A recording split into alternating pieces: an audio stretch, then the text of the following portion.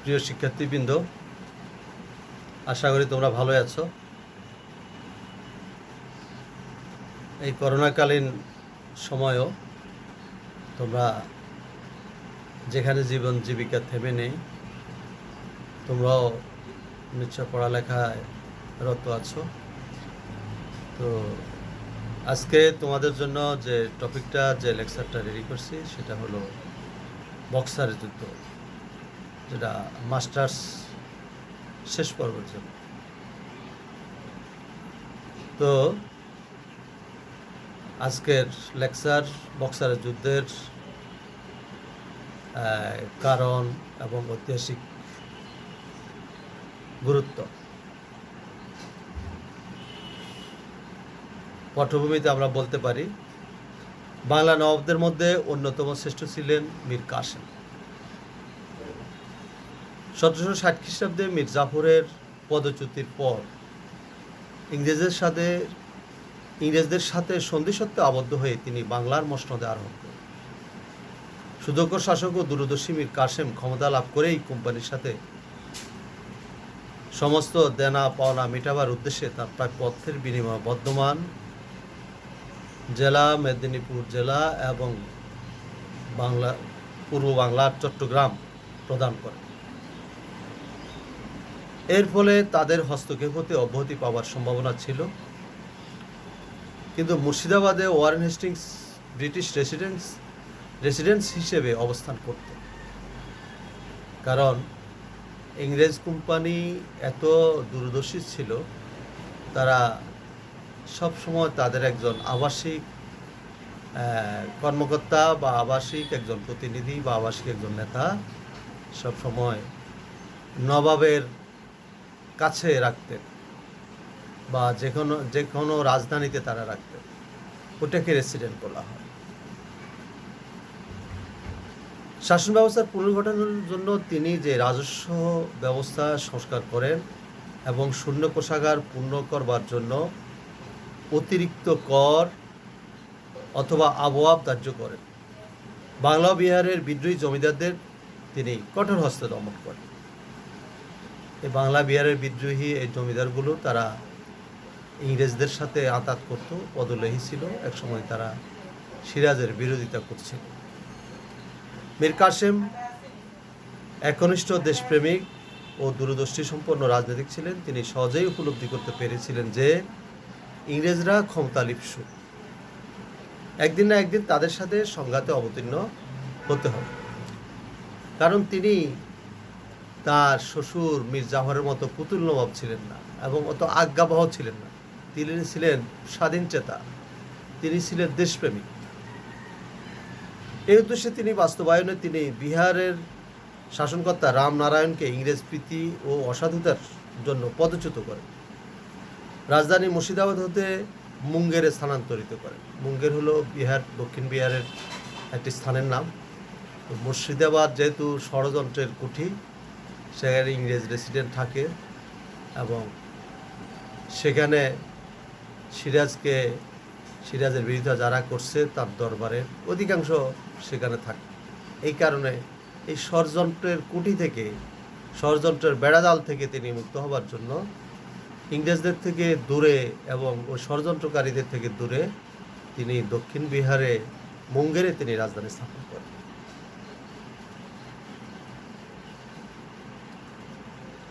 এবং তিনি ইংরেজদের সম্ভাব্য বিরোধিতার মোকাবিলার জন্য সামরু ও মার্কান নামে দুজন জার্মান সৈনিকের সাহায্যে নিজ বাহিনীকে ইউরোপীয় সামরিক পদ্ধতিতে শিক্ষাদানের ব্যবস্থা করেন এবং আধুনিক অস্ত্রশস্ত্র যেমন বন্দুক, কামান ইত্যাদি নির্মাণের ব্যবস্থা করেন। কিন্তু অচিরেই মীর কাসেমের সাথে ইংরেজদের সংঘর্ষ অনিবার্য হয়ে পড়ে। সংঘর্ষের কারণসমূহ আলোচনা করছি। যুদ্ধের কারণ। মীর কাসেমের সাথে ইংরেজদের দ্বন্দ্ব ও সংঘর্ষের মূলে অনেকগুলো কারণ ছিল। প্রথমত, 1717 খ্রিস্টাব্দে বাদশাহ শাহ আলম কর্তৃক দিল্লির বাদশাহ শাহ আলম কর্তৃক প্রদত্ত ফরমানের বলে ইস্ট ইন্ডিয়া কোম্পানি বিনা শুল্কে কেবলমাত্র আমদানি ও রপ্তানি বাণিজ্য করার অধিকার লাভ করেছিল। কিন্তু এই ফরমান অমান্য করে কোম্পানির অনেক কর্মচারী এমনকি অনুগৃহীত ব্যক্তিরাও দস্তক নামক ছাড়পত্রে মাল আমদানি বা রপ্তানি বাণিজ্য সংক্রান্ত কথাটি লিখিয়ে নিয়ে বিনা শুল্কে কোম্পানির পণ্য দ্রব্যাদি এক স্থান থেকে অন্য স্থানে নিয়ে যেতে পারত। এই সমস্ত স্বাক্ষরের ভার ছিল কোম্পানির উচ্চপদস্থ কর্মচারীদের উপর। এই দায়িত্ব তাদের প্রতি বিশ্বাস রেখে ন্যস্ত করা হয়, কিন্তু ইংরেজ কর্মচারীরা এই দস্তকের অপব্যবহার করে বিনা শুল্কে বঙ্গদেশের অভ্যন্তরীণ বাণিজ্যে অংশগ্রহণ করতে থাকে এবং নবাবকে প্রাপ্য বাণিজ্য শুল্ক হতে বঞ্চিত করতে থাকে। দ্বিতীয়ত, অবৈধভাবে আন্তঃবাণিজ্য চলতে থাকায় কেবল নবাবই বাণিজ্য শুল্ক হতে বঞ্চিত ছিলেন না, দেশীয় বণিকদেরও খুব ক্ষতি হতে লাগলো, কারণ তারা শুল্ক প্রদান করায় তাদেরকে অধিক মূল্যে পণ্যদ্রব্য বিক্রি করতে হতো। ফলে তারা ইংরেজ বণিকদের সঙ্গে প্রতিযোগিতায় এঁটে উঠতে পারত।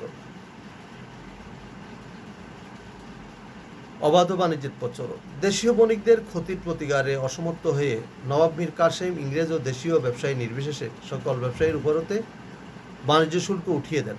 এতে নবাবের আয় হ্রাস পেলেও ভারতীয় বণিকদের সাথে বিদেশি বণিকদের অন্যায় প্রতিযোগিতার পথ বন্ধ হয়ে গেল। কিন্তু এই ব্যবস্থা ইংরেজদের মনোপুত হলো না। পাটনার ইংরেজ বাণিজ্য কুটির অধ্যক্ষ এলিস নবাবের বিরুদ্ধে অস্ত্র ধারণ একমাত্র পন্থা বলে স্থির করলেন। ঐতিহাসিক র্যামসে মুরের মতে এলিস নিজের এবং বন্ধুবান্ধবদের অবৈধ অর্থোপার্জনের পথে বাধা দূর করবার উদ্দেশ্যে মীর কাসেমের বিরুদ্ধে অস্ত্র ধারণে বদ্ধপরিকর হলেন। বক্সারের যুদ্ধ।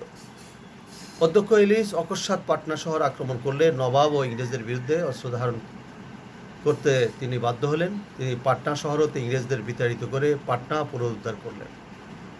এখানে বলে রাখা দরকার, পাটনা ছিল তৎকালে বিহার রাজ্যের রাজধানী।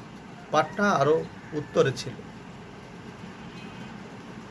কলকাতার কাউন্সিল তখন নবাবের বিরুদ্ধে যুদ্ধ ঘোষণা করল। কাটোয়া, গেরিয়া, উদয়নালার যুদ্ধে পরপর পরাজিত হয়ে মীর কাসিম অযোধ্যার নবাব সুজাউদ্দৌলা ও দিল্লির সম্রাট দ্বিতীয় শাহ আলমের সাহায্য প্রার্থনা করলেন। 1764 খ্রিস্টাব্দে 22 অক্টোবর বক্সার নামক স্থানে মীর কাসিম নবাব সুজাউদ্দৌলা ও সম্রাট শাহ আলমের সাহায্য নিয়ে ইংরেজ সৈন্যের বিরুদ্ধে যুদ্ধে অবতীর্ণ হন। যুদ্ধে নবাবের সম্মিলিত বাহিনী ইংরেজদের নিকট শোচনীয় পরাজিত হলো। অতঃপর মীর কাসিম দিল্লিতে আত্মগোপন করেন এবং সেখানেই দিনহীনভাবে তার মৃত্যু হয়। এইভাবে ইতিহাসের একটা দেশপ্রেমিক লোকের পতন হয়। ঐতিহাসিক গুরুত্ব। ঐতিহাসিকগণ মনে করেন যে পলাশীর যুদ্ধ অপেক্ষা বক্সার যুদ্ধ অধিকতর গুরুত্বপূর্ণ। বক্সার যুদ্ধের পরাজয়ের ফলে নবাব মীর কাসিমের সকল আশা ভরসা নির্মূল হলো এবং ইংরেজদের ক্ষমতা প্রতিপত্তি বেড়ে গেল। এই যুদ্ধে শোচনীয়ভাবে পরাজিত হয় সম্রাট শাহ আলম ও অযোধ্যার নবাব সুজাউদ্দৌলা সম্পূর্ণরূপে ইংরেজদের উপর নির্ভরশীল হয়ে পড়ে। স্যার জেমস স্টিফেন বলেন, ভারতীয় উপমহাদেশে ব্রিটিশ শক্তির উৎপত্তি হিসাবে বক্সার যুদ্ধ পলাশী যুদ্ধ অপেক্ষা অধিকতর গুরুত্বপূর্ণ। কারণ পলাশীর যুদ্ধ ইংরেজদেরকে বঙ্গদেশে প্রভুত্ব স্থাপনে সাহায্য করে এবং বক্সার যুদ্ধে তারা পূর্ণ মাত্রায় ইহা ব্যবহার করে এবং ঐতিহাসিক মজুমদার, রায়চৌধুরী ও দত্ত বলেন, পলাশী যুদ্ধ অপেক্ষা মীর কাসেমের সহিত সংঘর্ষে বাংলার বিজেতা হিসেবে ইংরেজদের দাবিকে প্রকৃত অর্থে প্রতিষ্ঠিত করে এবং বক্সার যুদ্ধ ইংরেজদেরকে শুধু বঙ্গদেশেই দৃঢ় স্থায়িত্ব দান করেননি, বরং উত্তর পশ্চিম সীমান্ত তাদের নিরাপত্তা বিধানে সাহায্য করে এবং ইংরেজরা অযোধ্যাকে দিল্লি এবং বাংলা বিহারের মধ্যবর্তী একটা বাপার স্টেটে পরিণত করে। ঐতিহাসিক ব্রুশের মধ্যে বক্সারের যুদ্ধের ফলাফলের উপর ভারতবর্ষের ভাগ্য নির্ভরশীল ছিল। বক্সারের যুদ্ধের পূর্বে নবাবকে তার সৈন্যবাহিনীকে ইউরোপীয় সমর কৌশলে প্রশিক্ষণ দেওয়ার ব্যবস্থা করে এবং গোলা বারুদ, কামান, বন্দুক ইত্যাদি প্রস্তুত করা হয়। কিন্তু পলাশীর যুদ্ধের পূর্বে এই ধরনের সমর প্রস্তুতি দেখা যায়নি। মীর কাসিম সিরাজউদ্দৌলা অপেক্ষা অধিক কূটনৈতিক প্রজ্ঞার অধিকারী ছিলেন। বক্সার যুদ্ধ প্রকৃত অর্থেই যুদ্ধ ছিল, পলাশী যুদ্ধের মতো মহড়া নয়। পলাশীর যুদ্ধের মতো এটা প্রহসন নয়। পলাশী যুদ্ধে অংশগ্রহণকারী সৈন্যদের তুলনায় বক্সারের প্রান্তরে অধিক সৈন্য যুদ্ধ করে এবং হতাহত মৃত্যুবরণ করে। মীর কাসিমের পরাজয় সিরাজদৌলার মতো আকস্মিক ও ষড়যন্ত্রপ্রসূত নয়, কারণ মীর কাসিম স্বয়ং যুদ্ধে অংশগ্রহণ করেন এবং তার পরাজয় যুদ্ধের পরেই নির্ধারিত হয়। বক্সারের যুদ্ধে ইংরেজদেরকে সম্মিলিত শক্তির মোকাবিলা করতে হয় এবং এই যুদ্ধে জয়লাভ এদেশে ইংরেজ শাসনকে সুপ্রতিষ্ঠিত করে এবং তারা যে যুদ্ধে অজেয় এবং যুদ্ধে পারদর্শী এটা এবার প্রকৃতপক্ষে প্রমাণিত হল। পরবর্তীকালে যে সকল যুদ্ধ হয় সেগুলো ছিল ব্রিটিশ সাম্রাজ্য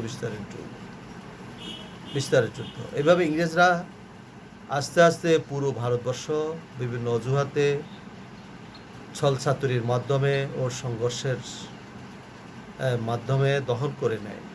এই দেশবাসীরা প্রায় 200 বছর ইংরেজদের শাসন শোষণের স্টিম রোলারে নিষ্পৃত হতে থাকত। এর জন্য ইতিহাসে এই যুদ্ধের গুরুত্ব অপরিসীম। কারণ বক্সারের যুদ্ধে যদি মীর কাসিম জয়লাভ করতেন তাহলে ইতিহাস হয়তো অন্যভাবে লেখা হতো, কিন্তু মীর কাসিম যে প্রস্তুতি নিয়েছিলেন সেটা ছিল ইংরেজদের তুলনায় নিতান্ত অপ্রতুল এবং দিল্লির বাদশাহ শাহ আলম এবং অযোধ্যার নবাব সুজাউদ্দৌলার যে যুদ্ধ ব্যবস্থা ছিল সেটা ছিল গতানুগতিক মান্ধাতার আমলের যুদ্ধ ব্যবস্থা। তো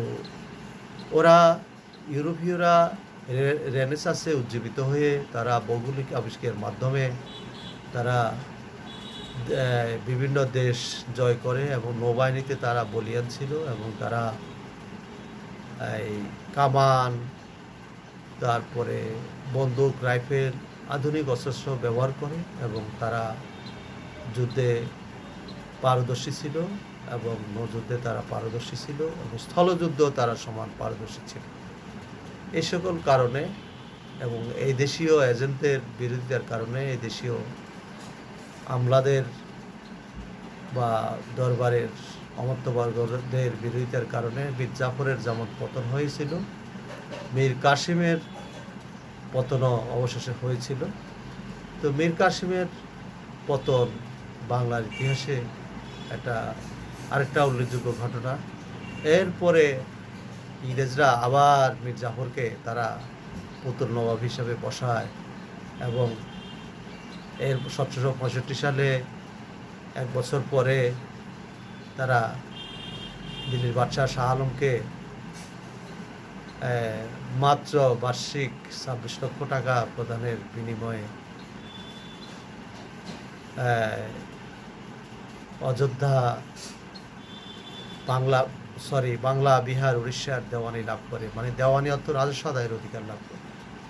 এইভাবে তারা এই দেশের দেওয়ানির মাধ্যমে, রাজস্বের মাধ্যমে তারা এই দেশের প্রতিভূ হয়ে বসে এবং এদেশের টাকা দিয়ে এদেশে ব্যবসা করত। ব্রিটিশ থেকে বা ইংল্যান্ড থেকে তারা আর কোনো টাকা পয়সা বা স্বর্ণের বার তাদের আর আনা লাগত না। তো এইভাবে একজন দেশপ্রেমিক স্বাধীনচেতা নবাব মীর কাসিম, যদিও তিনি মীর জাফরের জামাতা ছিলেন বা এক সময় ষড়যন্ত্রকারী ছিলেন, পরবর্তী সময় তিনি কিন্তু আসলে দেশপ্রেমিক হয়ে যান, কিন্তু পরবর্তী সময় তিনি যে ভালো কাজগুলো করেন সেটা ইতিহাসে ঠাঁই পেয়েছে এবং এটা আমাদের মনের মণিকোঠায় স্মৃতিপটে বাসর হয়ে থাকবে। তো ঠিক আছে, আজকে এই পর্যন্তই। ইনশাল্লাহ আমি তোমাদেরকে পরবর্তী ক্লাসে আরেকটা লেকচার দেব। খুদা হাফিজ।